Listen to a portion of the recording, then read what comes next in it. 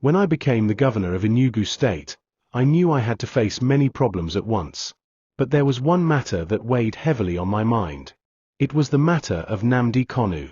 He had been in detention for a long time, and his case was not just a personal one. His detention had created a deep wound in the southeast. Families were divided, young people were angry, and peace was being disturbed. I could not pretend that this was not important. I could not start my work as governor without first speaking on this. So, when I got the chance to meet with President Bola Ahmed Tinubu, I did not go to him with a list of small requests. I did not start with talks about roads, funds, or projects. The very first thing I raised was the detention of Nnamdi Kanu. I told him clearly, "Mr. President, my first request to you is about Nnamdi Kanu. I believe the right thing to do is to release him."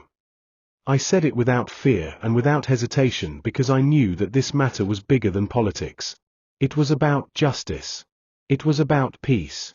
It was about the lives of millions of people in the southeast who wanted to move forward but were being held back by anger, tension, and suspicion. I explained to the president that the continued detention of Nnamdi Kanu had become a symbol.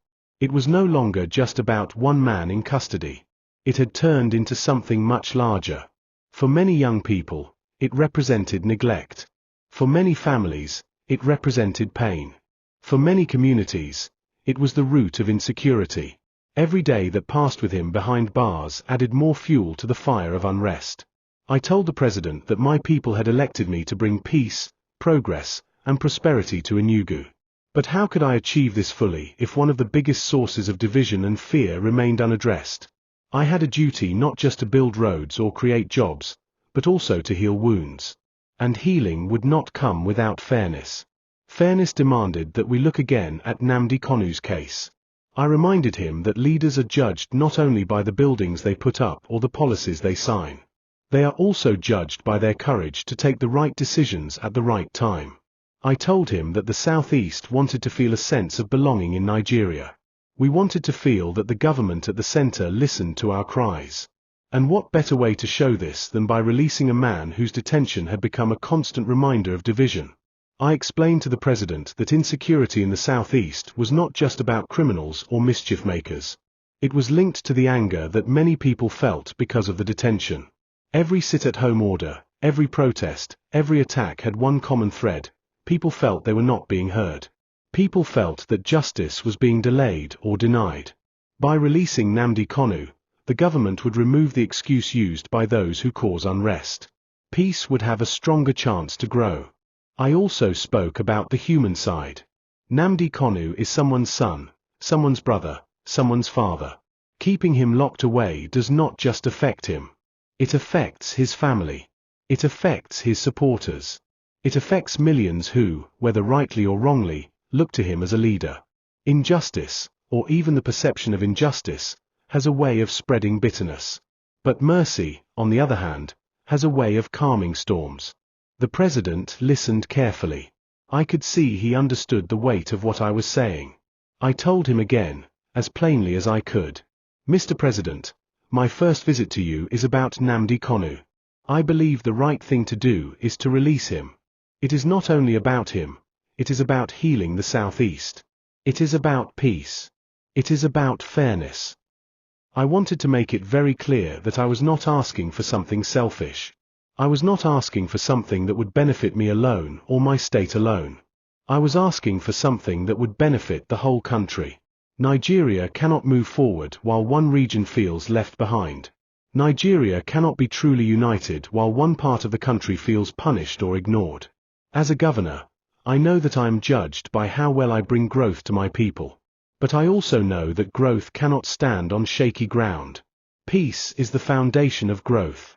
Without peace, businesses will not thrive, schools will not flourish, and communities will not develop.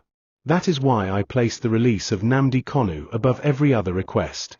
Because without peace, all other plans will fail. I also pointed out that history has shown us something important. Moments of mercy often lead to stronger unity. Across the world, leaders who have had the courage to forgive and to reconcile are remembered as the greatest. By releasing Nnamdi Kanu, President Tinubu had the chance to write his name in that book of history. He had the chance to show not weakness, but strength, the strength to forgive, the strength to heal, and the strength to lead with fairness. I explained that the call for his release was not just from politicians. It was from elders, from traditional rulers, from businessmen, from ordinary men and women who wanted to go about their lives in peace. I told him that people in the southeast wanted to trade freely, work freely, and live without fear of violence.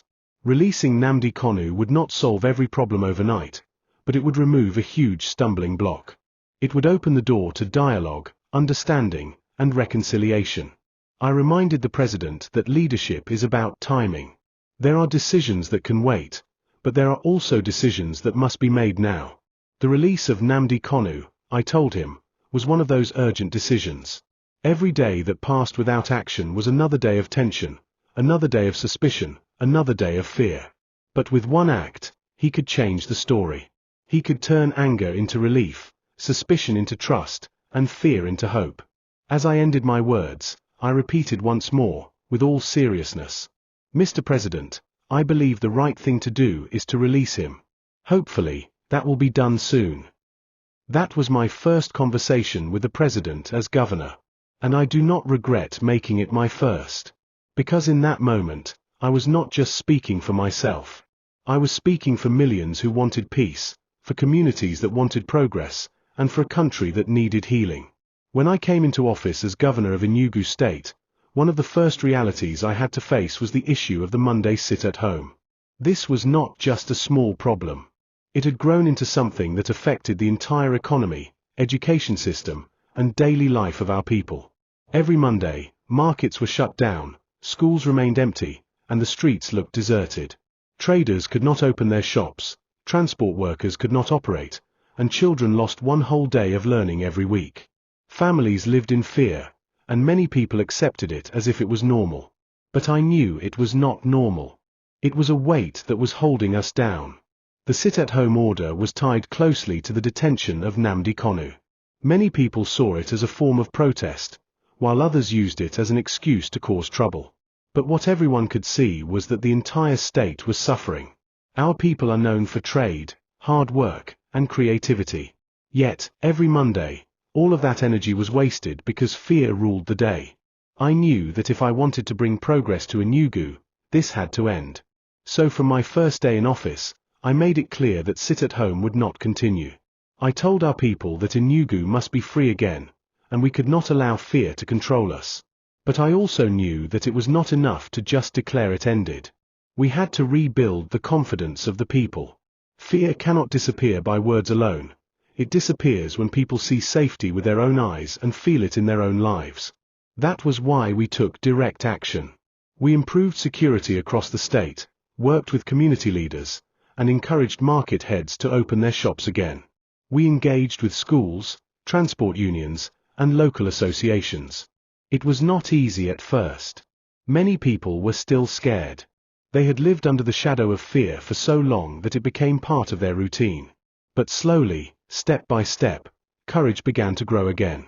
I watched with pride as the Ogbete main market, which used to be completely empty on Mondays, began to open its gates again. I saw traders arranging their goods, buses moving around, and people walking freely. Schools also began to welcome students on Mondays once more. The sight of children in their uniforms, carrying their books and smiling on their way to school, gave me joy. It was proof that fear was losing its grip.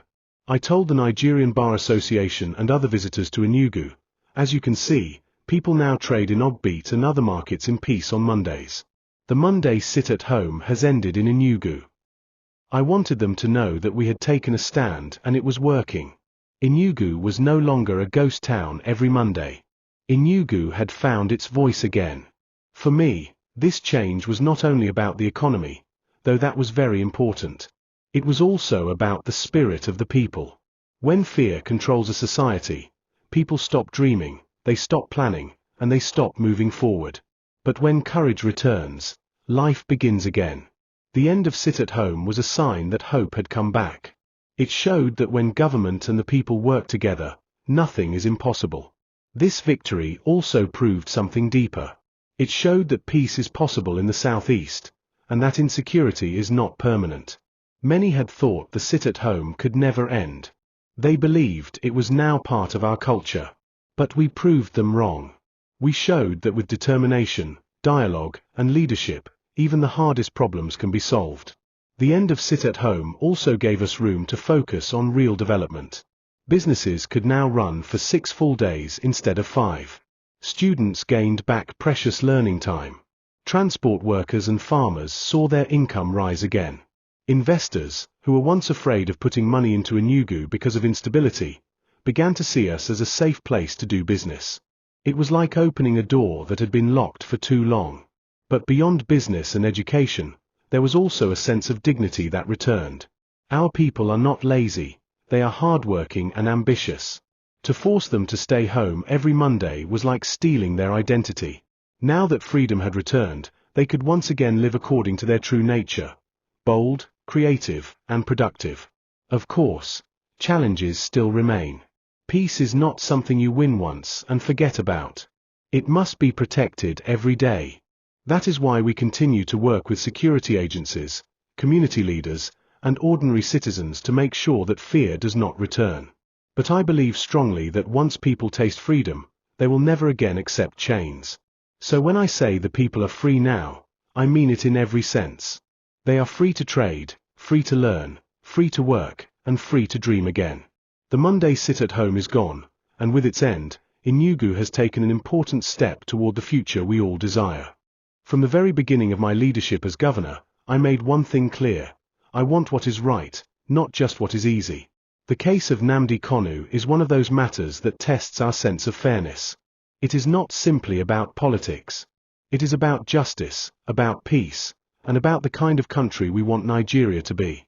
I have said it before, and I repeat it again: keeping Nnamdi Kanu in detention has created more harm than good.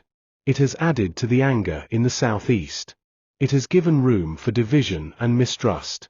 It has kept wounds open instead of allowing them to heal. Every time people talk about him being locked away, it stirs new feelings of bitterness. This is why I believe that the right thing to do is to release him. When I raised this matter with President Bola Ahmed Tinubu, I was not only speaking as a governor. I was speaking as a Nigerian who believes that unity must be built on justice. I told him that the release of Nnamdi Kanu would not only help the southeast, but it would also help Nigeria as a whole. When one part of the country feels excluded, the entire country suffers. But when fairness is shown, trust grows, and unity becomes stronger. I know some people may ask, will releasing him solve all the problems? My answer is simple: it may not solve everything, but it will remove one of the biggest obstacles to peace. Right now, his detention is being used as a reason by those who spread fear and violence. They claim they are fighting for justice, but in truth, they are causing more harm to our people. If Nnamdi Kanu is released, that excuse disappears. Then we can clearly separate those who truly want peace from those who only want trouble. I also believe this matter is about fundamental rights. Every Nigerian deserves to be treated with fairness under the law. If the courts have spoken, then government should respect that. Justice delayed is justice denied, and justice denied breeds distrust. By releasing Nnamdi Kanu, the government would be showing that it respects the rule of law and the rights of every citizen. That is how you build faith in democracy. The Southeast people are peace-loving. We are not enemies of Nigeria.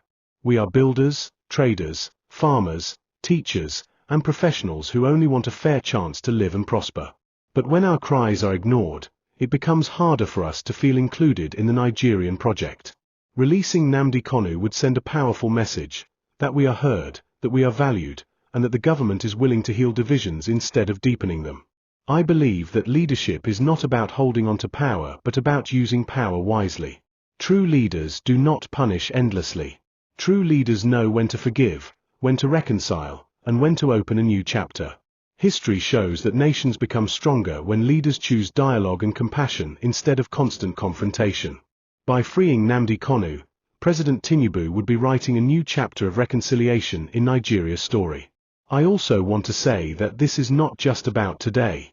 It is about the future. Young people in the Southeast are watching closely. They are learning from what they see.